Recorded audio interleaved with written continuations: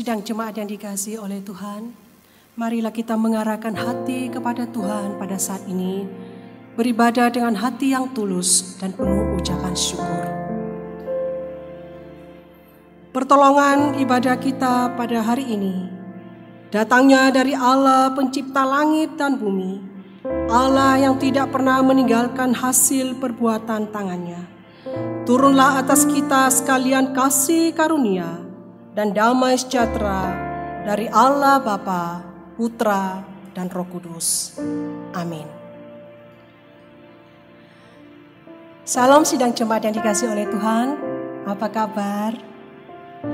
Harapan kita tetap di dalam kasih karunia Tuhan, tetap sehat, dan tetap di dalam pengharapan yang tidak pernah berkesudahan, karena kita percaya bahwa Tuhan tidak pernah meninggalkan kita dalam situasi apapun juga. Marilah kita beribadah kepada Tuhan sekalipun kita beribadah di rumah masing-masing, tetapi biarlah tidak mengurangi rasa hormat kita kepada Tuhan kita di saat kita datang pada saat ini. Kita datang dengan segala kerendahan hati karena kita memasuki ruang Maha Kudus Tuhan.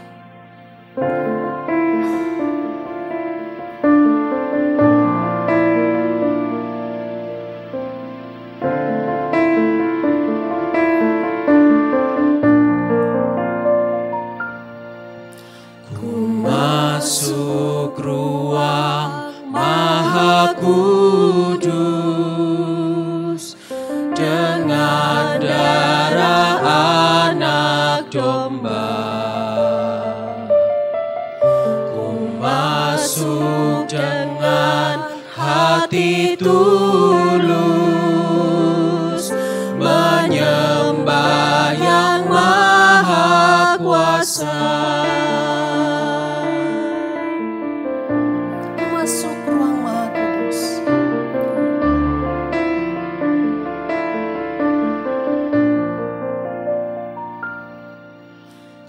Masuk ruang Maha Kudus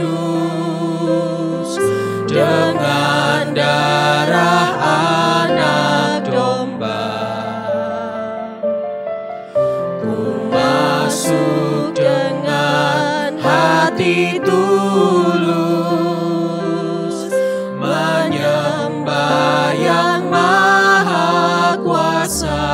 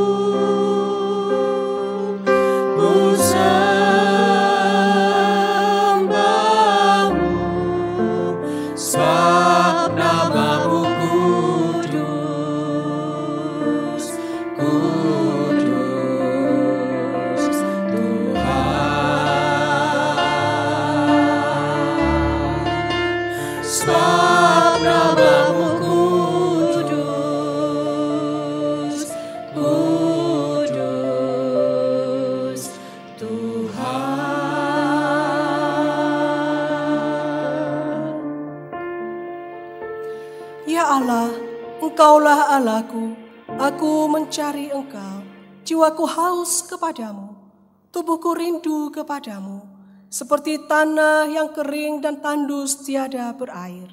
Demikianlah aku memandang kepadamu di tempat kudus sambil melihat kekuatanmu dan kemuliaanmu. Demikianlah landasan ibadah kita pada saat ini. Sidang jemaat yang dikasihi oleh Tuhan, kita mengaku bahwa diri kita adalah anak Tuhan. Tetapi sering sekali di dalam kehidupan kita, tidak tercermin kehidupan, tingkah laku sebagai anak-anak Tuhan. Mari pada saat ini saya mengajak kita memohon pengampunan kepada Tuhan.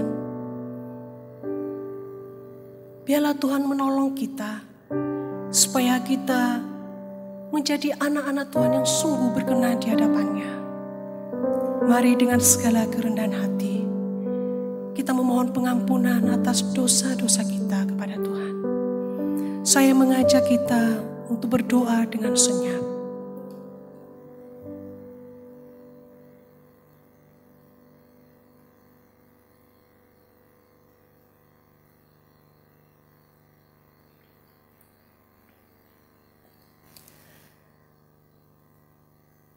Bapa kami yang di surga, Allah yang sungguh mengasihi kami. Terima kasih ya Tuhan karena Engkau begitu baik buat kami. Terima kasih ya Tuhan karena Engkau senantiasa memelihara hidup kami. Tuhan, kami menyadari bahwa kami adalah anak-anak-Mu yang memiliki banyak kelemahan. Di dalam setiap tingkah laku kami, di dalam setiap perkataan kami dan perbuatan kami. Banyak hal yang tidak berkenan di hadapan Tuhan. Kami sering sekali menyakiti hati Engkau ya Bapa. Bapa, pada saat ini ya Tuhan, dengan segala kerendahan hati, kami datang di hadapan Tuhan dengan segala kehancuran hati di hadapan Tuhan. Kami mohon Tuhan ampuni setiap kami ya Tuhan. Engkau mendengarkan setiap pengakuan dosa kami masing-masing di hadapan-Mu ya Tuhan. Mohon ya Tuhan Engkau ampuni kami ya Tuhan. Sucikan kami ya Bapa. Supaya pada saat ini kami sungguh layak di hadapan-Mu. Layak dipanggil sebagai anak-anak-Mu ya Tuhan. Karena hidup kami yang mencerminkan akan kehidupan sebagai anak-anak Tuhan. Terima kasih ya Tuhan, kami percaya bahwa Engkau adalah Allah kami yang tidak pernah menyimpan kesalahan kami. Di saat kami mengaku dengan segala kerendahan hati dengan sungguh-sungguh, kami percaya bahwa Tuhan telah mengampuni kami. Terima kasih ya Tuhan untuk pengampunan yang Tuhan sudah berikan buat kami. Terima kasih ya Tuhan untuk kasih-Mu yang tidak pernah berkesudahan di dalam kehidupan kami. Tolonglah kami ke depannya Tuhan, untuk senantiasa melakukan hal yang berkenan di hadapan Tuhan sesuai dengan kehendak Tuhan. Terima kasih ya Bapa. Di dalam nama Tuhan Yesus Kristus kami sudah berdoa dan kami bersyukur. Amin. Bagi kita yang sudah sungguh-sungguh mengaku dosa di hadapan Tuhan, dengarkanlah firman Tuhan sebagai anugerah bagi kita yang sudah benar-benar bertobat dan sungguh-sungguh mengaku dosa di hadapan Tuhan. Firman Tuhan dari Yesaya 44 ayat yang ke-22.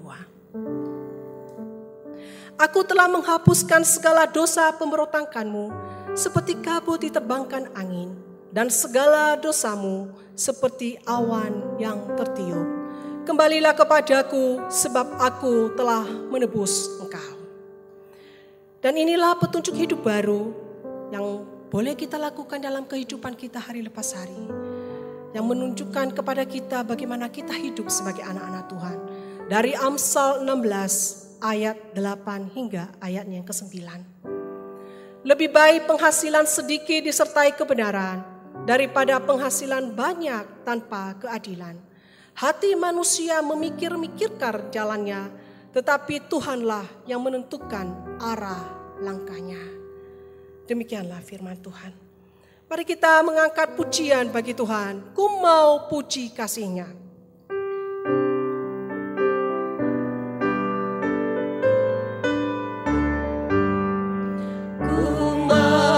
Puji kasih-Nya yang tak terkatakan, rela tanggung hukuman menebus jiwaku. Sucikan aku Tuhan agar lebih dekat-Mu, tubuh roh dalam Tuhan, hati puas lamanya. Kasih-Nya memuaskanku, kasih-Nya memuaskanku. Dapat tinggi dalam hingga ku puji Dia. Kasih-Nya memuaskanku,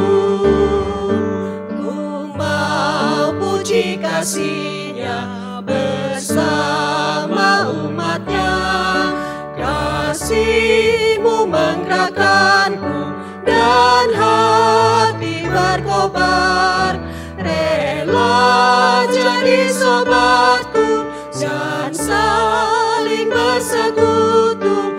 Anugerahnya melimpah, kasihnya mendalam, kasihnya makin dalam, kasihnya makin dalam. Bagai laut terdalam, ku selalu nyanyikan, kasihnya makin dalam.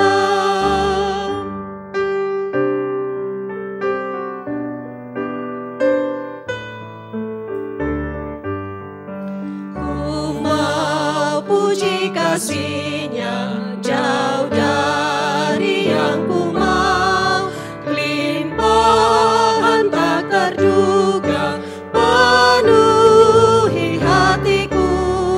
Selamanya dalam kasih mengalami yang baru, cinta Dia selamanya, kasihnya tak berubah, kasihnya tak berubah,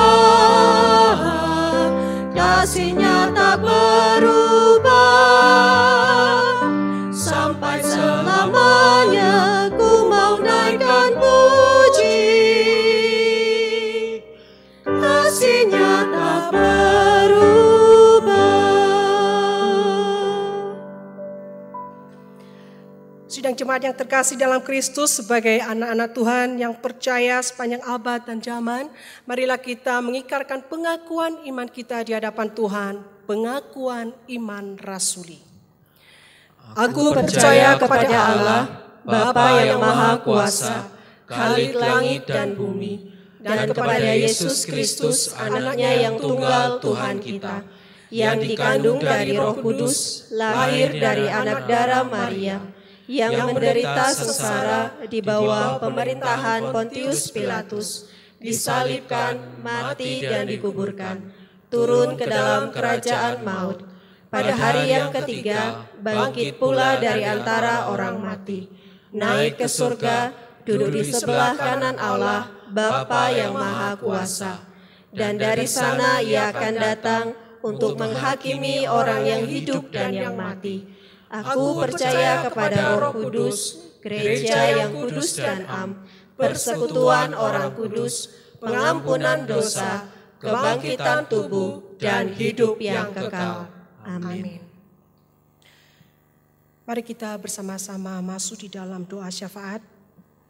Pertama-tama mari kita mengucap syukur kepada Tuhan atas pemeliharaan Tuhan di dalam kehidupan kita hingga saat ini.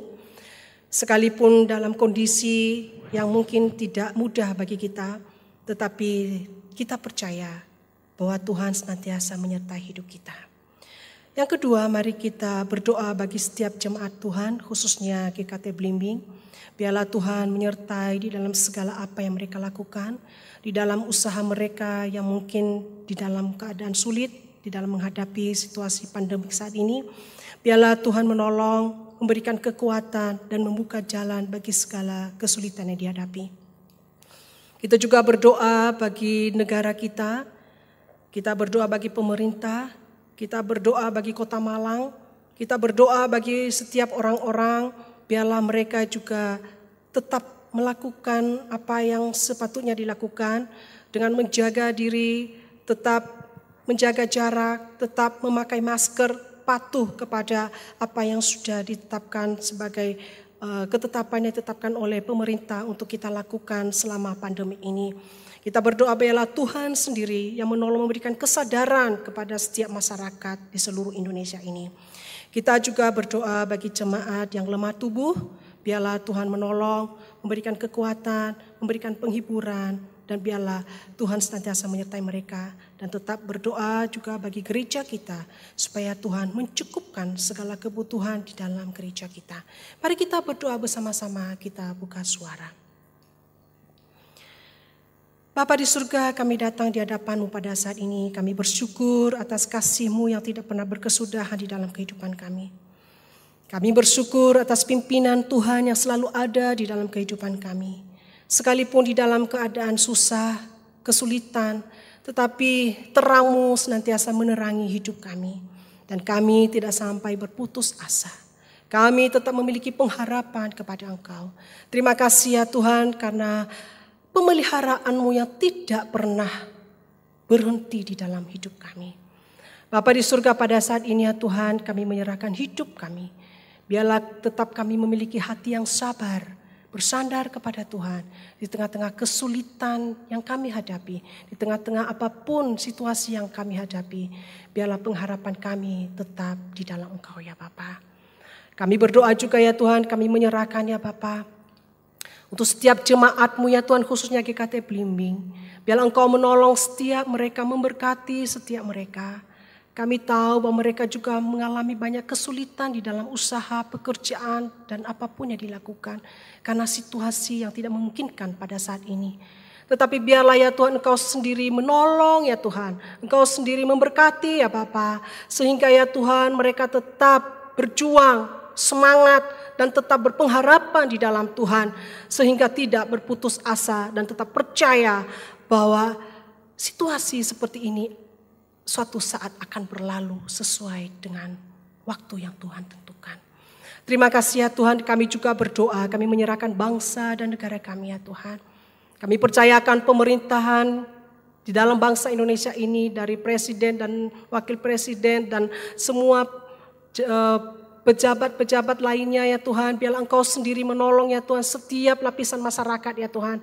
Engkau sendiri menyertai ya Tuhan supaya mereka juga sungguh-sungguh bisa menjaga diri di dalam situasi kondisi pandemik saat ini ya Tuhan. Supaya bisa menuruti setiap peraturan-peraturan yang ada ya Tuhan. Boleh menjaga diri, boleh menjaga jarak, memakai masker, selalu mencuci tangan dan patuh terhadap setiap peraturan dan aturan yang sudah ditetapkan oleh negara. Sehingga ya Tuhan penyebaran COVID ini tidak berkelanjutan ya Tuhan. Mohon ya Tuhan Engkau berikan setiap kesadaran bagi setiap masyarakat Indonesia ya Tuhan. Dan supaya sungguh-sungguh ya Tuhan dijalankan dengan hati yang sungguh tulus ikhlas ya Tuhan. Terima kasih ya Tuhan, kami juga berdoa, kami menyerahkan untuk setiap jemaat-Mu ya Tuhan. Anak-anak-Mu ya Bapa yang dalam kondisi lemah tubuh, dalam keadaan sakit, di dalam keadaan kondisi yang lemah pada saat ini. Tuhan mohon biarlah Engkau menjamah mereka, menghibur mereka ya Tuhan. Biarlah Engkau berikan hati yang tetap bersandar kepada Tuhan. Di tengah-tengah sakit yang mereka alami, biarlah tetap mereka berpengharapan kepada Engkau ya Tuhan. Sehingga ya Tuhan hati mereka tetap berpaut kepada Tuhan. Terima kasih ya Tuhan, sekali lagi kami menyerahkan juga gereja ini ke dalam tangan-Mu ya Tuhan. Berkatilah gereja-Mu di tempat ini ya Tuhan. Berkatilah dalam segala kebutuhan-kebutuhannya ya Tuhan. Cukupkanlah ya Bapa, supaya setiap apa yang dilakukan ya Tuhan boleh berjalan dengan baik. Dan juga setiap kebutuhan-kebutuhan di dalam gereja boleh tercukupkan dengan baik. Terima kasih ya Tuhan, kami serahkan gereja GKT Belimbing ke dalam tangan Tuhan. Biarlah gereja ini juga boleh menjadi berkat di dalam lingkungan, khususnya di dalam kota Malang ini. Terima kasih ya Tuhan, inilah doa dan permohonan kami ya Tuhan. Di dalam nama Tuhan kami Yesus Kristus, kami sudah berdoa dan kami sudah bersyukur. Amin.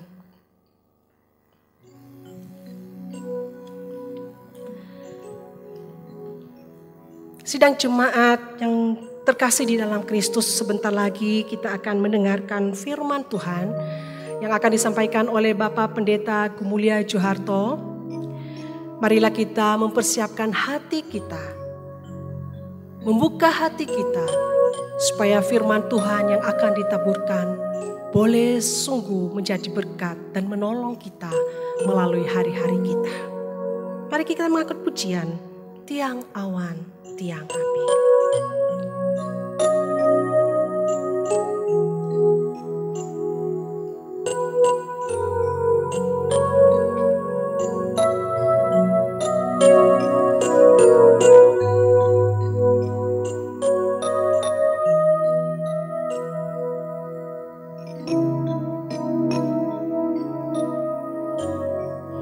Ku tak perlu khawatir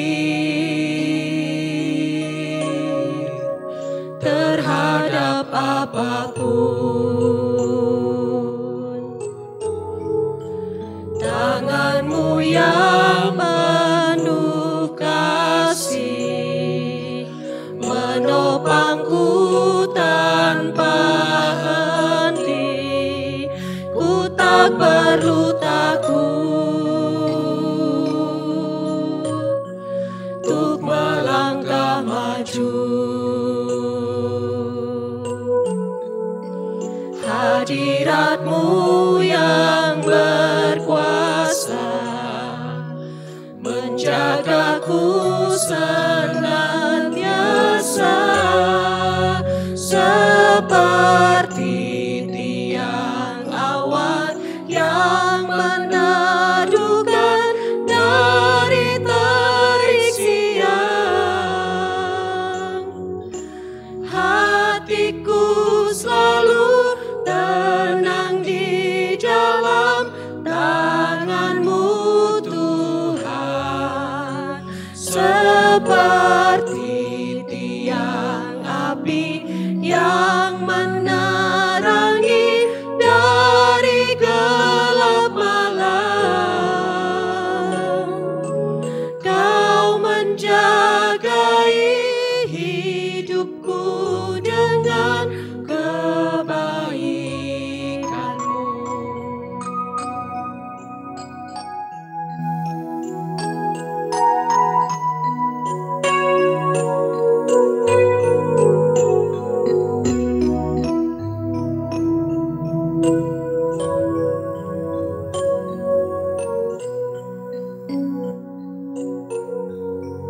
Ku tak perlu khawatir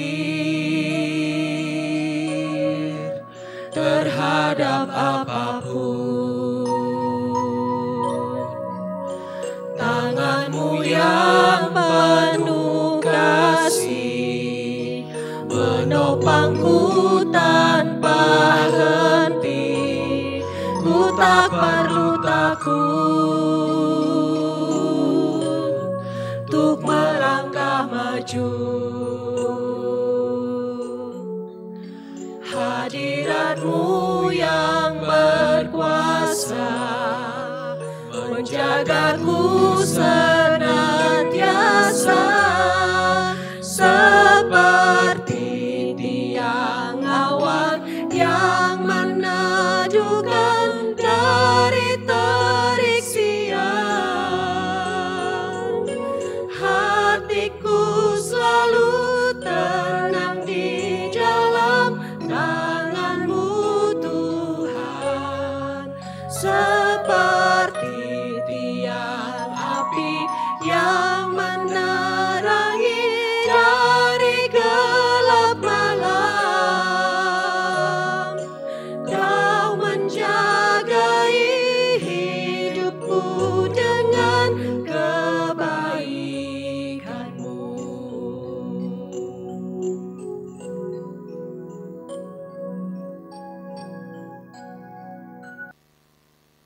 Mari kita bersama bersati berdoa. Tuhan, teduhkanlah hati kami, tolonglah kami supaya kami boleh sungguh-sungguh mendengar suara Tuhan berbicara pada hari ini. Kiranya Roh-Mu yang kudus meneguhkan kami semua, sehingga kami boleh menghadapi masa-masa seputar pandemi corona ini dengan tetap setia, bersandar, berharap penuh kepada Tuhan. Dalam nama Tuhan Yesus kami bersyukur dan berdoa. Amin. Shalom jemaat yang dikasihi Tuhan. Salam sehat jiwa raga. Kenapa saya katakan jiwa raga, saudara? Karena hari-hari sekarang ini kita bukan hanya perlu sehat secara fisik, tetapi kita perlu sehat secara rohani dan spiritual. Dan itulah saudara yang penting kalau kita berbicara tentang tema kita, mencukupkan diri dalam segala hal. Mari jemaat yang dikasihi Tuhan, saya mengajak kita membuka firman Tuhan yang hari ini saya ambil dari Amsal pasal yang ke-30, ayat yang ke-7 sampai dengan ayat yang ke-9. Saya akan membacakan bagi saudara sekalian. Dua hal aku mohon kepadamu, jangan itu kau tolak sebelum aku mati, yakni jauhkanlah daripadaku kecurangan dan kebohongan. Jangan berikan kepadaku kemiskinan atau kekayaan. Biarkanlah aku menikmati makanan yang menjadi bagianku, supaya kalau aku kenyang, aku tidak menyangkalmu dan berkata, siapa Tuhan itu? Atau kalau aku miskin, aku mencuri dan mencemarkan nama Allahku. Saudaraku yang kasih dalam Tuhan, mungkin saudara-saudara bertanya, seberapa cukup itu? Memang ternyata cukup itu tidak ada batasnya. Atau bagi satu orang dengan orang yang lain tidak ada batasnya. Tapi saya ingin memakai perumpamaan ini, melalui gambar ini, saudara ya. Kalau saudara disuruh memilih, saudara memilih yang kiri atau yang kanan. Yang kiri itu uang $100, saudara. Yang kanan itu uang $100 saja. Saya yakin dan percaya sebagian besar saudara akan memilih, ya pasti pilih Pak yang $100 Pak. Benar. Itu manusiawi. Tetapi sekali lagi saudaraku, ini menandakan bahwa seringkali dalam kehidupan kita seringkali mendasarkan segala sesuatu itu berdasarkan nilainya, besarnya, kuantitasnya. Tidak salah jikalau saudara mungkin mengatakan, Pak, saya butuh yang $100, kebutuhan saya banyak, Pak. Benar-benar kebutuhan, bukan keinginan yang menjadi kebutuhan. Tetapi mungkin ada saat-saat tertentu dalam kehidupan kita yang kita butuhkan bukan $100. $100 mungkin. Hal yang sangat sederhana. Saudaraku yang kasih dalam Tuhan, inilah saatnya. Masa-masa pandemi corona ini. Saat kita merefleksikan kembali hidup kita, mengevaluasi nilai-nilai hidup kita. Apakah nilai-nilai hidup kita melulu didasarkan kepada nilai-nilai yang besar secara kuantitatif? Ataukah kita mulai berpikir sesuatu yang lebih bersifat esensial, kualitatif, sesuatu yang sangat penting yang diperlukan di dalam hidup kita, yang tidak boleh diambil dari hidup kita. Amsal pasal yang ke-30 ini saudaraku, menyampaikan, dia tidak banyak-banyak saudaraku. Dia sampaikan permintaannya, Tuhan sebelum saya mati, saya cuma minta 2 hal. Ya, tidak banyak-banyak saudara. Karena pengamsal sedang berbicara tentang apa yang paling penting di dalam hidupnya. Dan pengamsal jelas mengerti bahwa yang paling penting dalam hidupnya bukanlah things, bukanlah hal-hal yang seringkali dikaitkan dengan materi.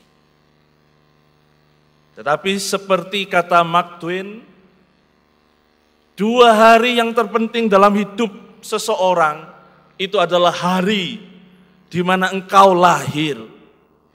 Dan yang kedua adalah hari di mana engkau mengenal mengapa kamu dilahirkan. Saya setuju saudaraku dengan pendapat ini. Hari di mana kita dilahirkan itu menegaskan rencana-rencana Tuhan bagi hidup seseorang, hidup saya dan saudara. Bahkan rencana-rencana yang Tuhan sudah tetapkan jauh hari sebelum kita dilahirkan. Hari di mana kita menemukan mengapa kita dilahirkan. Bagi sebagian orang itu adalah hari di mana kita bertemu dengan juru selamat kita. Kita mengalami pertobatan yang dulu hidupnya tidak berarti, sekarang menjadi berarti. Tapi bagi sebagian orang yang lain, kadang-kadang itu butuh waktu yang lain, sudah percaya Tuhan, mungkin ada waktu yang lain dia kemudian baru menyadarin, tidak masalah bagi saya. Tapi intinya ketika engkau menyadarin hal yang terpenting dalam hidup ini, disitulah kita mulai bergerak, bukan sekedar soal jumlah materi yang kelihatan, tetapi soal kualitas esensi kehidupan kita. Karena itu saudaraku yang kasih dalam Tuhan, yang pertama saudara, pengamsal menyebutkan permintaannya. Saya bacakan, jauhkanlah daripadaku kecurangan dan kebohongan. Kalau saya terjemahkan jadikan satu, sama, kecurangan, fraud. Saudara, mungkin kita seringkali menganggap enteng kata-kata ini. Kita berkata, Pak, menipu sesekali kan boleh. Berbohong sesekali kan boleh. Saya bukan malaikat, Pak.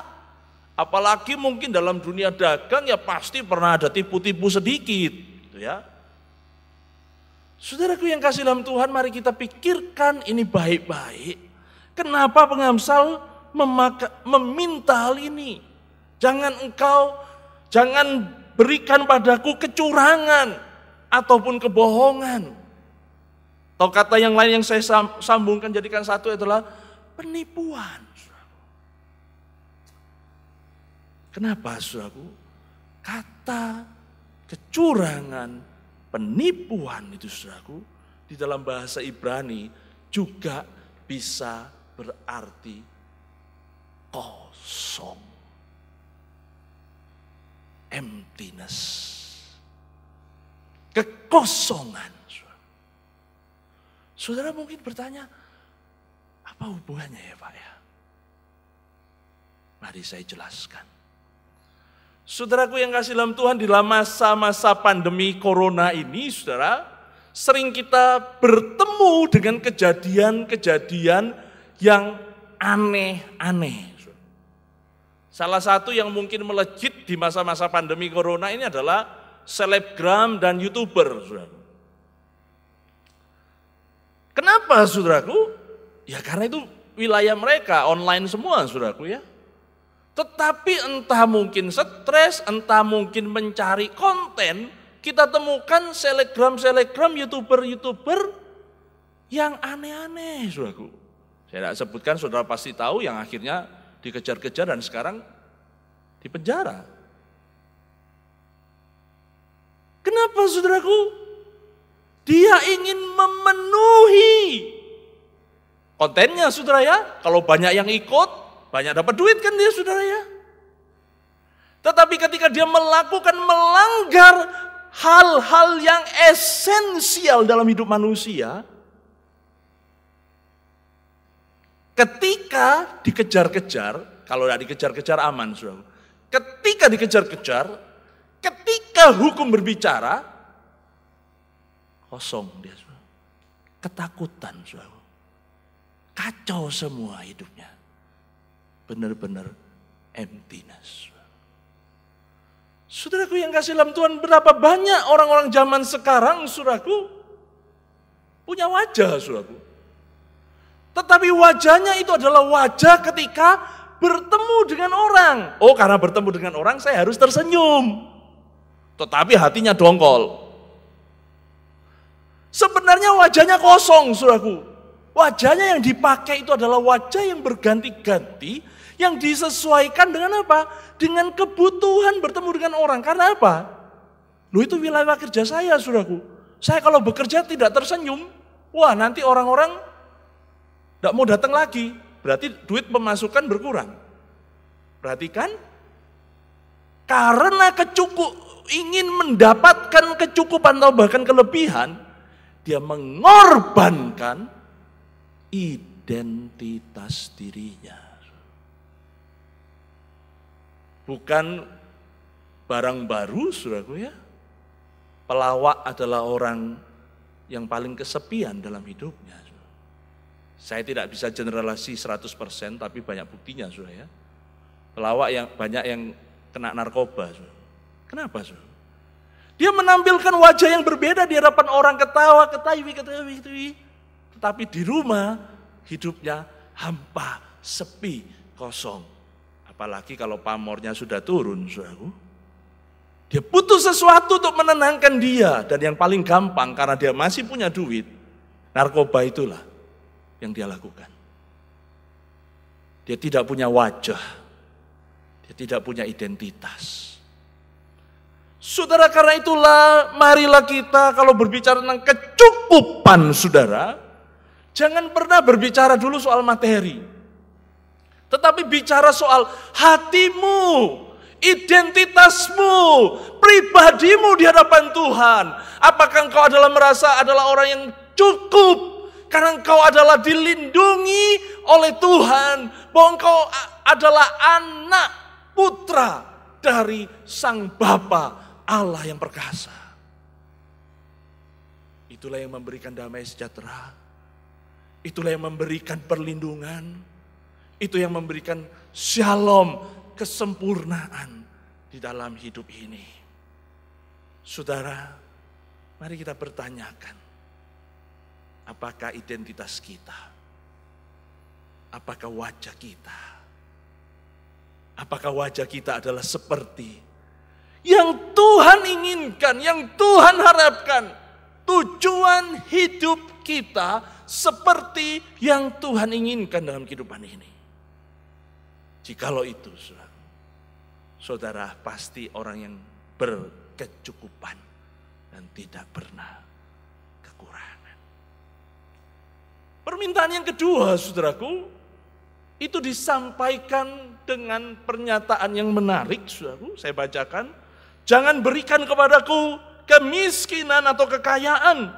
Biarkanlah aku menikmati makanan yang menjadi bagianku, supaya kalau aku kenyang, aku tidak menyangkalmu dan berkata siapa Tuhan itu. Atau kalau aku miskin, aku mencuri dan mencemarkan nama Allahku. Saudara perhatikan di sini antara kemiskinan dan kekayaan disejajarkan. Ya. Jadi sebenarnya ini fokusnya bukan sekedar soal miskin atau kaya. Saya ingin jelaskan dulu ini, ya. Jadi yang bukan dilarang oleh Tuhan bukan soal yang biasanya menjadi kaya. Bukan soal itu. Tetapi adalah seseorang yang menjadi kaya dan akhirnya dia merasa kenyang dan akhirnya ditambahkan di situ dan dia melupakan Tuhan atau menyangkal Tuhan. Nah, saudara, menarik sekali kata menyangkal ini. Sebenarnya dalam bahasa Ibrani meskipun kata yang berbeda yang dipakai, tetapi artinya sebenarnya itu sama, menipu. Tadi yang pertama itu menipu, ini sebenarnya kata yang kedua sama artinya secara dasar menipu. Karena itu saya ingin pakai gambar ini. Kenapa seseorang bisa melupakan Tuhan? Sederhana. Karena sesuatu dalam hidupnya itu menipu dia. Bagaimana caranya menipu? Itu membutakan matanya. Sehingga dia tidak bisa melihat apa yang wajar, apa yang seharusnya. Saudara, saya perlu klarifikasi sedikit di sini. Saya bukan berbicara tentang orang yang cacat, orang yang buta, secara fisik tidak. Saya pernah bertemu dengan seorang yang buta, seorang anak Tuhan, masih muda, saudara. Buta, saudara. Tapi dia menguasai hampir seluruh alat musik, saudara. Bahkan dia boleh dikatakan, saya tanya kepada hamba Tuhan yang ada di sana, saudara, termasuk dia itu yang mengkoordinir seluruh pokok bagian musik. Seluruh itu seluruh, saudara. Bukan kebaktian umum saja, kebaktian komisi juga, saudara. Dia terlibat di situ. Dan dia otodidak. Kenapa? Telinganya luar biasa tajam. Fales sedikit dia langsung tahu, saudara. Jadi saya bukan bicara tentang buta fisik di sini. Saya bicara tentang buta rohani. Sesuatu yang menutupi mata seseorang sehingga melupakan apa yang Tuhan berikan dalam hidupnya. Kalau mau ditimbang-timbang, memang biasanya orang yang sering lupa Tuhan itu lebih sering orang yang kaya dibandingkan orang yang miskin. Tetapi tidak tertutup kemungkinan orang yang miskin juga bisa lupa Tuhan. Nanti saya tunjukkan, ya. Dan pengamsal menyebutkan satu kata yang penting. Bagaimana supaya aku tidak melupakan Tuhan itu, katakan, biarkanlah aku menikmati makanan yang menjadi bagianku. Kata ini menarik sekali, saudara. Karena kata ini secara harfiah berarti, pecahkanlah bagiku apa yang menjadi my portion, bagianku. Dan itu dalam tradisi Kristen, saudara ya, diterjemahkan dengan sangat luar biasa melalui sakramen perjamuan kudus, saudara ya. Apa yang Tuhan lakukan, memecahkan roti. Kita seringkali berbicara secara rohani itu ya, Tuhan memecahkan tubuhnya. Tetapi bagi saya itu juga berarti secara fisik atau materi, Tuhan itu memecahkannya. Membagikan porsi masing-masing. Beda atau sama, saudara? Kalau roti perjamuan kudus di gereja sama, saudaraku, potongannya, saudara ya. Tapi kalau Tuhan memecahkan, saudaraku, meskipun Tuhan Yesus saya yakin gak exactly sama satu bagian setiap orang, saudara. Itu gambaran orang yang tidak iri, tetapi orang yang menyadari semua yang saya dapat, entah besar atau kecil, itu dari Tuhan. Karena Tuhan yang pecahkannya. Karena Tuhan yang bagikan. Karena Tuhan yang berikan di dalam hidup kita. Saudaraku yang kasih dalam Tuhan, marilah kita mengingat ini, saudaraku. Kalau saudara termasuk adalah orang yang mungkin saat ini lebih dari cukup, ingatlah bahwa apa yang saudara dapatkan itu dari Tuhan. Segala hal, apapun juga, itu dari Tuhan. Saya mendapatkan kutipan yang menarik ini, saudara ya. Saya langsung terjemahkan begini. Tuhan adalah segala-galanya bagiku. Dengan Dia, tidak ada yang hilang. Ketika saya berbicara dengan Tuhan, tidak ada nafas yang hilang, tidak ada.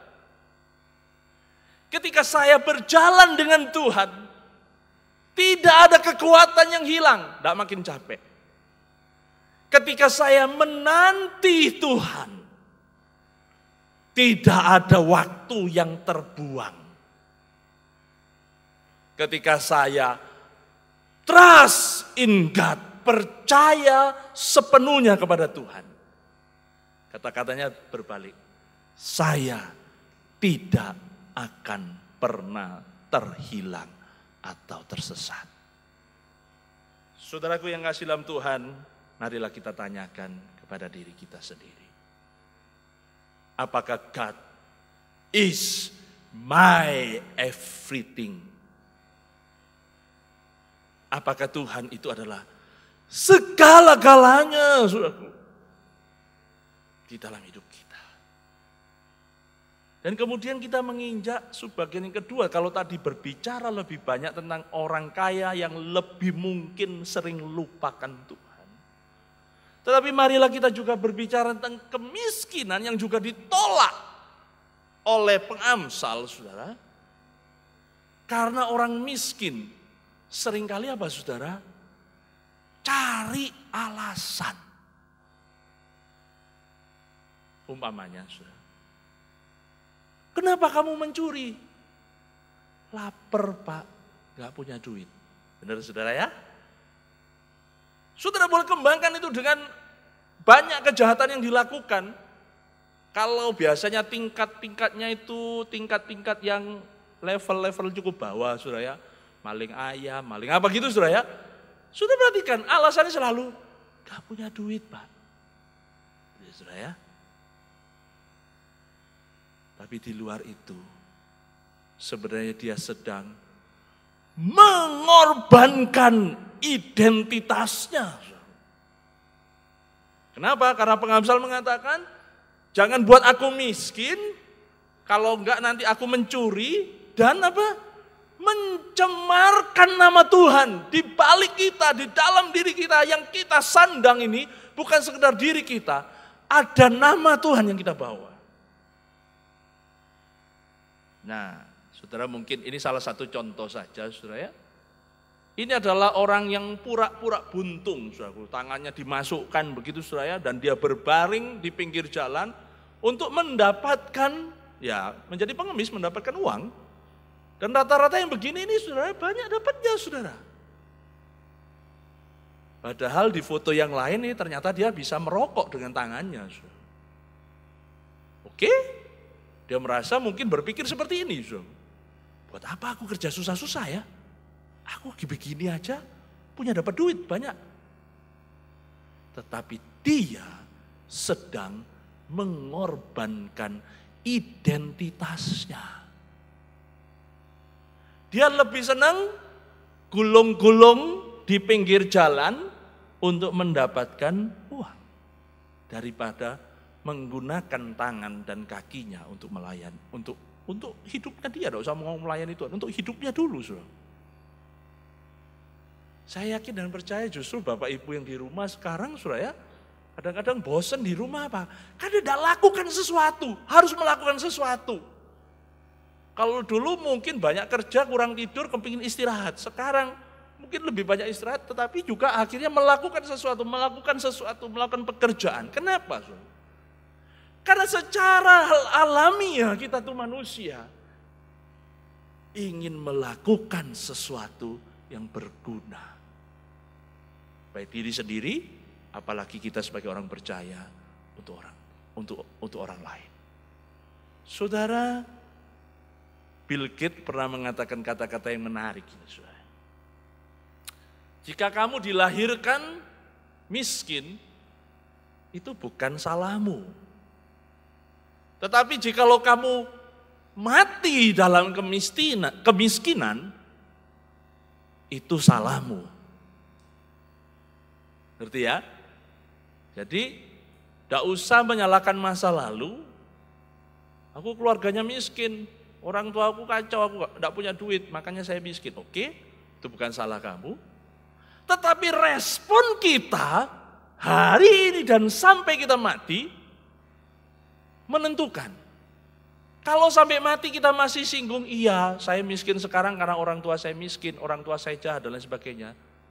Menurut kata-kata Bill Gates, kamu salah.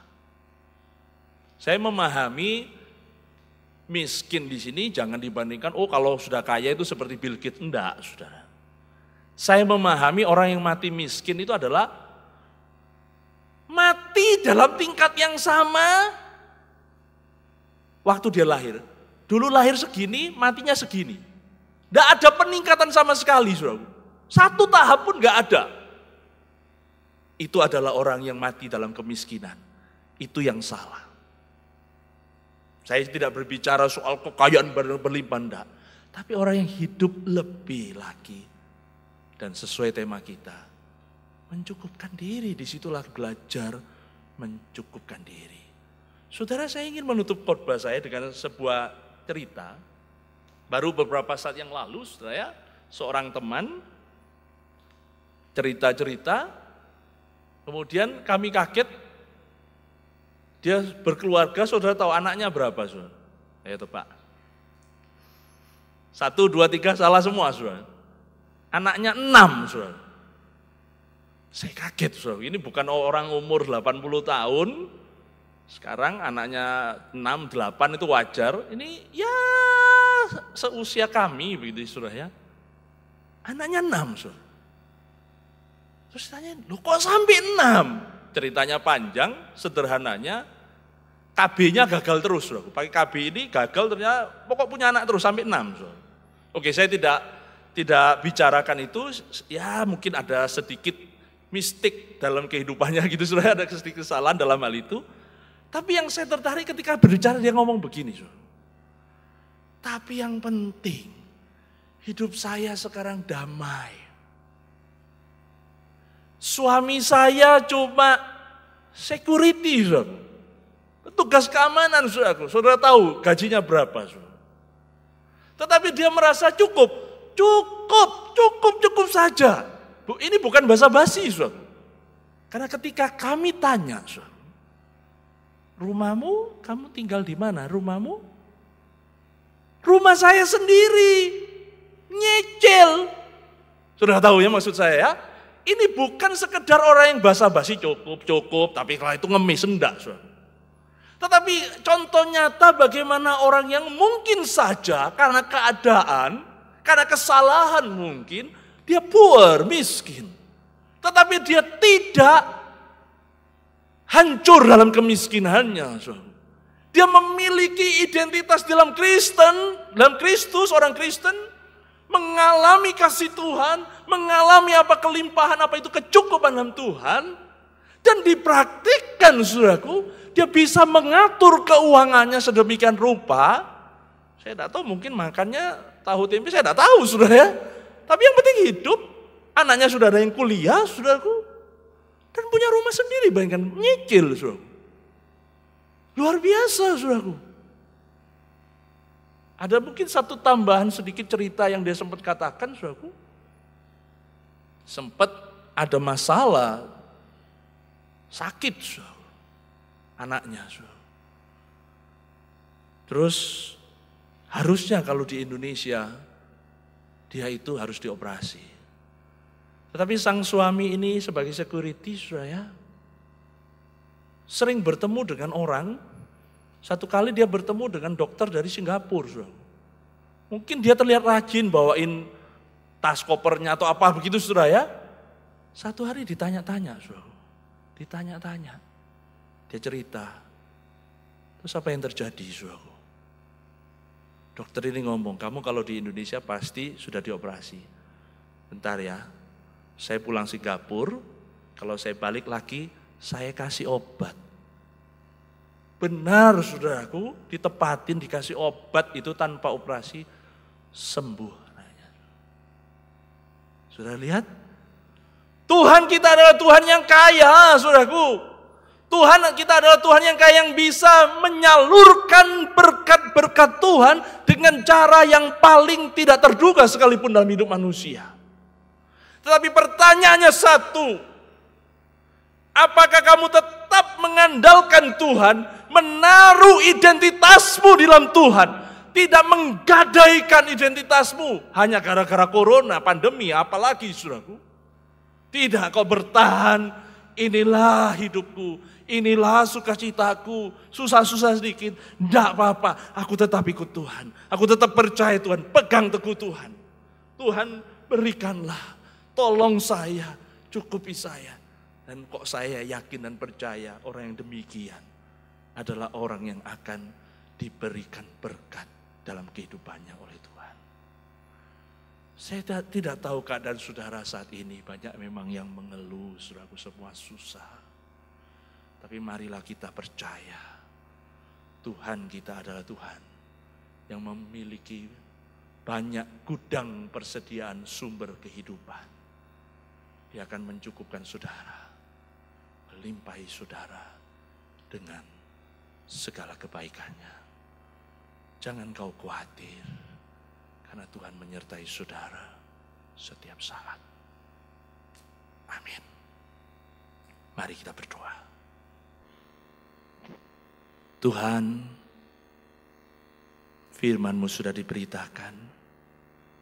Kami rindu ya Tuhan, kiranya Roh-Mu yang kudus menerangi hati kami, menguatkan kami, meneguhkan iman dan percaya kami.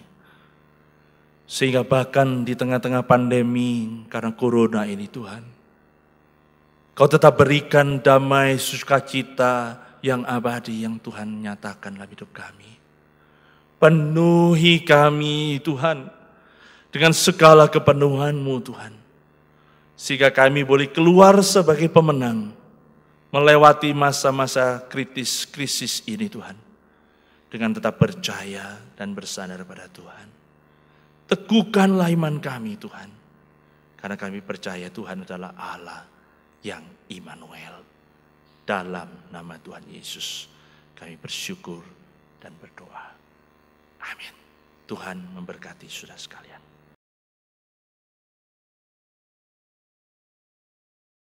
Kita bersyukur untuk firman Tuhan yang sudah kita dengarkan pada saat ini. Dan biarlah firman Tuhan boleh menolong kita. Biarlah tidak hanya kita dengarkan, tetapi sungguh-sungguh kita lakukan di dalam kehidupan kita hari lepas hari. Mari sidang jemaat yang dikasihi oleh Tuhan, kita memberikan persembahan kepada Tuhan. Sekalipun kita di rumah, tetapi marilah kita juga memberikan yang terbaik kepada Tuhan. Karena Tuhan sudah melindungi kita, memelihara hidup kita. Dan saya yakin bahwa kita selalu berkecukupan. Karena itu marilah kita tetap memberikan yang terbaik untuk Tuhan. Mari kita menyanyikan PPR 45, Ajaib, Allah kita ajaib dan besar, sambil kita mengumpulkan persembahan.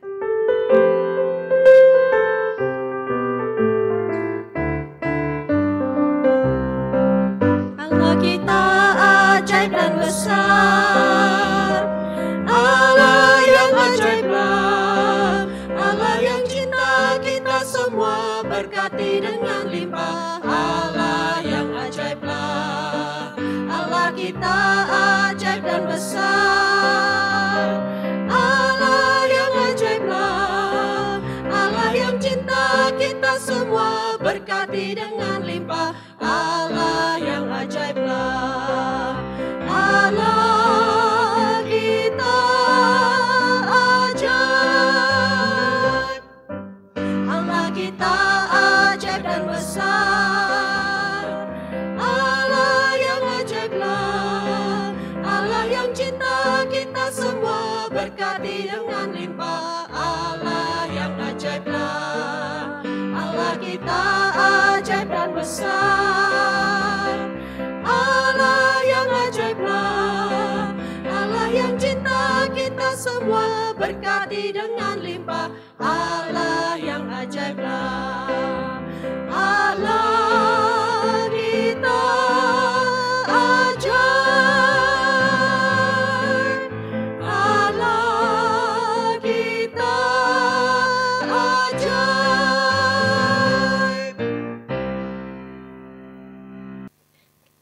Bapa di dalam surga, kami berterima kasih pada saat ini kami boleh bersama-sama memberikan persembahan. Biarlah persembahan kami yang kami kumpulkan ini boleh sungguh-sungguh menjadi berkat bagi pelebaran kerajaan Tuhan di gereja kami, bahkan juga menjangkau banyak jiwa-jiwa juga datang kepada Tuhan. Kami bersyukur, berterima kasih untuk kesempatan ini. Biarlah Tuhan juga yang memberkati, menolong tiap-tiap kami dalam masa-masa yang sulit ini, tetap juga punya sukacita, damai di dalam hati, bersandar berharap pada pertolongan Tuhan di dalam keluarga kami. Terima kasih, inilah doa kami, di dalam nama Tuhan Yesus kami bersyukur. Amin. Amin. Mari sidang jemaat yang terkasih dalam Kristus, kita bacakan bersama-sama Katekismus Heidelberg. Minggu yang ke-21, Allah Roh Kudus. Apa yang Anda percayai mengenai gereja yang kudus dan am? Aku percaya bahwa anak Allah melalui roh dan firman-Nya dari seluruh suku bangsa dan dari awal hingga akhir dunia ini mengumpulkan, melindungi, dan memelihara bagi dirinya suatu persekutuan yang dipilihnya untuk hidup yang kekal dan dipersatukan dalam iman yang benar. Dan dalam persekutuan ini saya menjadi anggota yang hidup sekarang sampai selama-lamanya. Apa yang Anda pahami tentang persekutuan orang kudus? Pertama, orang-orang percaya secara pribadi dan keseluruhan sebagai anggota-anggota persekutuan ini mendapat bagian dalam Kristus dan kekayaan serta karunia-karunia-Nya. Kedua, setiap anggota harus merasa wajib menggunakan karunia-karunia-Nya untuk kepentingan dan kebahagiaan anggota-anggota lainnya dengan sukarela dan sukacita. Apa yang Anda percayai tentang pengampunan dosa? Saya percaya bahwa Allah karena penebusan oleh Kristus sama sekali tidak lagi mengingat dosa-dosa saya. Juga sifat dosa saya yang harus saya perangi sepanjang hidup saya. Tetapi dalam anugerahnya, Allah melimpahkan kebenaran Kristus kepada saya dan membebaskan saya dari penghakiman oleh Allah untuk selama-lamanya. Mari sidang jemaat yang dikasihi oleh Tuhan, kita mengakhiri ibadah kita pada hari ini. Kita naikkan doksologi dan setelah doa berkat yang akan disampaikan oleh Bapak Pendeta Gumulya, kita aminkan dengan amin song.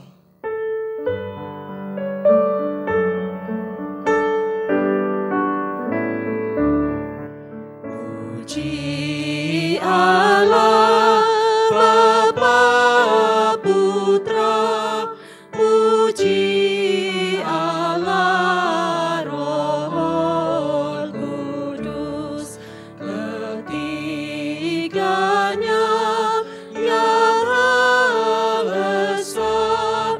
Mohon selamat sumber berkat. Amin.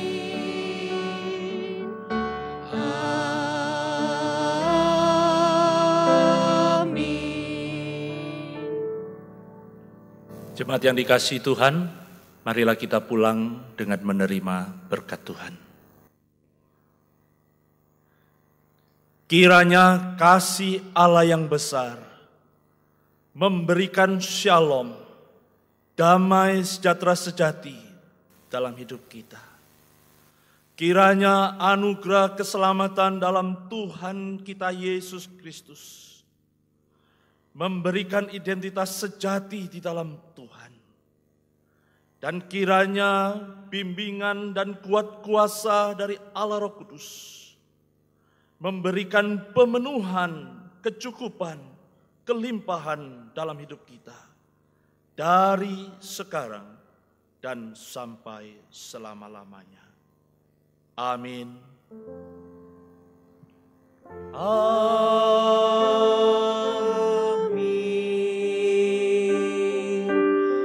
Amin.